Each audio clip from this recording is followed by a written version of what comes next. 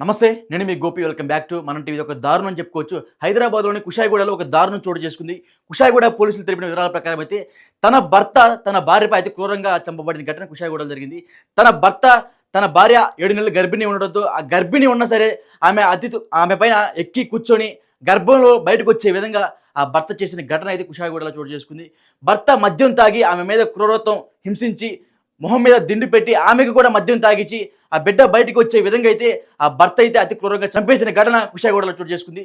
So ఇదే అంశం గురించి మరిన్ని విషయాలు తెలుసుకోవడానికి మా కరెస్పాండెంట్ భావన ఉన్నారు, ఆమెతో మాట్లాడదాం. సో భావన గారు చెప్పండి, అసలు ఏం జరిగింది అక్కడ? కుషాయిగూడ పిఎస్ పరిధిలో ఈ వివాహిత అనుమానాస్పద స్థితిలో మృతి చెందిన స్నేహ ఒక గర్భిణి అని తెలుస్తోంది. ఎందుకంటే రీసెంట్ గా కూడా వాళ్ళకి కొన్ని నెలల క్రితమే పెళ్లి అంటే ప్రేమ వివాహం చేసుకున్నట్టు మనకు తెలుస్తోంది. మరి నిజానికి స్నేహ ఈ గర్భిణి ఎలా చనిపోయింది, ఎన్ని రోజుల క్రితం చనిపోయింది, ఇది నిజానికైతే మొన్న 3 రోజుల క్రితం అంటే జనవరి 18 చంపబడినట్టుగా అయితే మనకి తెలుస్తోంది. మరి కుషాయిగూడ పిఎస్ పోలీసులు బృందం అయితే అక్కడికి చేరుకుంది ఇవాళ ఉదయాన్నే. ఎందుకంటే ఈ 3 రోజుల క్రితమే చంపబడిన ఈ స్నేహ ఒక బాడీ కూడా అక్కడ ఇంట్లోనే దాచి ఉంచడం జరిగింది. మరి ఇక్కడ సచిన్ సత్యనారాయణ స్నేహ అనే ఈ ఇద్దరు దంపతుల వివాహం జరిగినప్పటి నుంచి కూడా భార్యపై సచిన్ ఎప్పటి నుంచో అనుమానించడం కూడా మొదలు పెట్టడం జరిగింది. మరి ఎందుకు ఈ యొక్క గర్భిణిని ఎందుకు చంపాల్సిన పరిస్థితి ఎందుకు వచ్చింది, అది కూడా అంత క్రూరంగా కూడా ఎందుకు చంపాల్సిన పరిస్థితి వచ్చింది మనం చూస్తూనే ఉన్నాము. గర్భిణి యొక్క ఈ స్నేహ ఇంత గర్భిణి అంటే ఇప్పుడు 6 నెలలు నిండిపోయి 7 నెలలకి కూడా తను చేరుకుంది అని చెప్పుకోవాలి. మరి ఎందుకు ఇంత క్రూరంగా చంపాల్సిన పరిస్థితి ఎందుకు సచిన్ కి అసలు వచ్చింది? మరి వీళ్ళిద్దరి పరిచయం ఇన్స్టాగ్రామ్ లో ఇద్దరి పరిచయం కాస్త ప్రేమ వివాహంగా మారిందని చెప్పుకోవచ్చు. మరి సచిన్ ఎందుకు భార్యపై ఎందుకు అనుమానించడం మొదలు పెట్టాడు? మొదటి నుంచి కూడా స్నేహని అనుమానిస్తూ కూడా అతను తనని టార్చర్ చేస్తూ కొన్ని రోజుల క్రితం కూడా వాళ్ళు కాస్త దూరంగా ఉన్న పరిస్థితులు కూడా ఉన్నాయి. కానీ దూరం ఉన్నప్పటికీ కూడా దూరం అయిన తర్వాత కూడా వాళ్ళు కొన్ని మాట్లాడుకొని కూడా ఈ యొక్క ప్రేమ వివాహం కాబట్టి వాళ్ళు కాంప్రమైజ్ అయ్యి కూడా కొన్ని రోజుల క్రితం కూడా మళ్ళీ కుషాయిగూడలోనే వాళ్ళు కలిసి ఉంటున్నట్టుగా కూడా మనకి తెలిసింది. మరి ఇదే విషయంపై ఎందుకు సచిన్ కలిసిన తర్వాత కాస్త దూరమై మళ్ళీ దగ్గరికి తీసుకున్న తర్వాత ఎందుకు మళ్ళీ తనపై ఇంత అగత్యానికి ఎందుకు చేపట్టాడు అనేది కూడా మనం తెలుసుకోవాల్సింది. ఎందుకంటే మొదటి నుంచి అంటే భావన ఒకటి నిండు గర్భిణిగా ఉన్న ఆమెతో మద్యం తాపించి అతి కిరాతకంగా చంపబడ్డారంటే కారణం ఏమంటారు?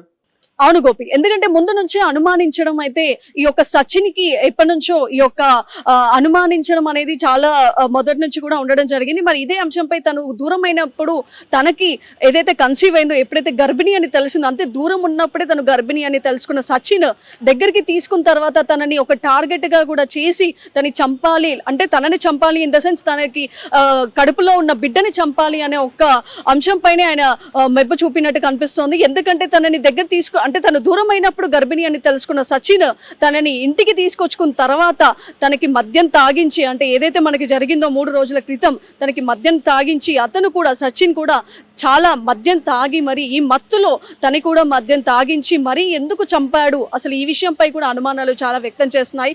పోలీసులు కూడా దీనిపై ఆరా తీయడం మొదలు పెట్టారు. మరి ఎందుకు తనపై ఇంత అనుమానించడం ఎందుకు, అసలు ఇంత అనుమానం ఎందుకు భార్యపై, అది కూడా తను 6 నెలలు ఒక గర్భిణి అయ్యి ఉండి కూడా తన కడుపుపై కూడా మరీ ఎక్కి కూడా తన కడుపులో ఉన్న బిడ్డ బయటికి వచ్చేంత వరకు బాధడం మొదలు పెట్టిన ఈ సచిన్ ఇంత క్రూరంగా ఎందుకు భార్యపై ఇంత కోపాన్ని పెంచుకున్నాడు, ఎందుకు ఇంత అనుమానంతో భార్యపై ఇంత క్రూరంగా బిహేవ్ చేశాడు, ఎందుకు ఇలాంటి పరిస్థితి వచ్చింది, అసలు స్నేహ చేసిన తప్పేంటి? నిజంగా ఒక ఆడపిల్ల ప్రేమించిన వ్యక్తిని పెళ్లి చేసుకొని వెళ్ళిపోయినా కూడా, అంటే వెళ్ళిపోయింది అని అంటే వాళ్ళ పేరెంట్స్ ఎవరైతే తల్లిదండ్రులు ఉన్నారో కొంతమంది కూడా ఇవాళ మనం చూస్తూనే ఉన్నాము, వివాహాన్ని కూడా కొంతమంది స్వీకరించకపోయినప్పటికీ కూడా వీళ్ళని మంచిగా ప్రేమ వివాహాన్ని కూడా వాళ్ళు అంగీకరించినట్టుగా కనిపిస్తోంది. కానీ అయినప్పటికీ కూడా వీళ్ళిద్దరి మధ్య ఎందుకు ఈ అనుమానాలు వ్యక్తమయ్యాయి, అసలు ఏంటి స్నేహ చేసిన తప్పు? అందులోనూ ఈ గర్భం పెళ్లి అయినప్పటి నుంచి కూడా వాళ్ళిద్దరూ ఒకే దగ్గర కలిసి ఉన్నారు, తన నుంచి వచ్చిన గర్భం అని కూడా అతను తెలుసుకోకుండా, లేదంటే ఇంకేదైనా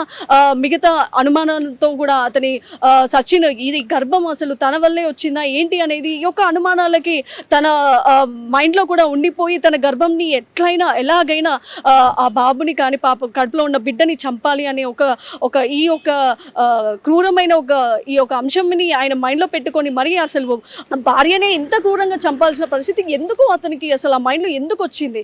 అసలు తన భర్త అంటే భావన ఒకటే, ఇప్పుడు ఆ సచిన్ పరారయ్యాడా లేకపోతే పోలీసులు అదుపులో ఉన్నారా? లేదు, పోలీసులు అదుపులో ఉన్నారా లేదా అనేది ఇంకా తెలియాల్సిన విషయమే ఉంది. ఎందుకంటే అక్కడ 3 రోజుల క్రితం నుంచి కూడా అక్కడే రూమ్ లో బంధించినట్టు కనిపిస్తుంది. అక్కడ ఉన్న దుర్వాసన బయటికి రావడంతో పోలీసులకి సమాచారం అందించారు అక్కడ నివాసులు. సో ఈ దుర్వాసన వల్ల వచ్చిన ఈ పోలీసులు వెళ్ళిన తర్వాత కూడా అక్కడ ఇన్వెస్టిగేషన్ చేయాలి అంటే కూడా అక్కడికి లోపలికి కూడా వెళ్ళలేని పరిస్థితిగా కనిపిస్తుంది. ఎందుకంటే అంత ఘోరమైన దుర్వాసన అయితే అక్కడ మనం చూసుకోవచ్చు. మరి పోలీసులు కూడా అక్కడ స్ప్రే అంతా కూడా వాళ్ళు చేసుకొని మరీ అక్కడ ఇన్వెస్టిగేషన్ మొదలు పెట్టారు. మరి ఇప్పుడు ఈ సచిన్ సత్యనారాయణ పరారీలో ఉన్నాడు అని కూడా మనం అనుకోలేదు. ఎందుకంటే తను చనిపోయినప్పటి నుంచి కూడా అక్కడ నివాసంలో మాత్రం సచిన్ లేడు అన్నట్టుగా అయితే మనకి వచ్చిన సమాచారం. Gopi, okay, right, thank you భావన. సో మనం చూసుకున్నాం కదా, ఇటువంటి దుర్మార్గుడికి ఎటువంటి శిక్ష పడాలో కింద మీ అభిప్రాయాన్ని కామెంట్ రూపంలో తెలియజేయండి.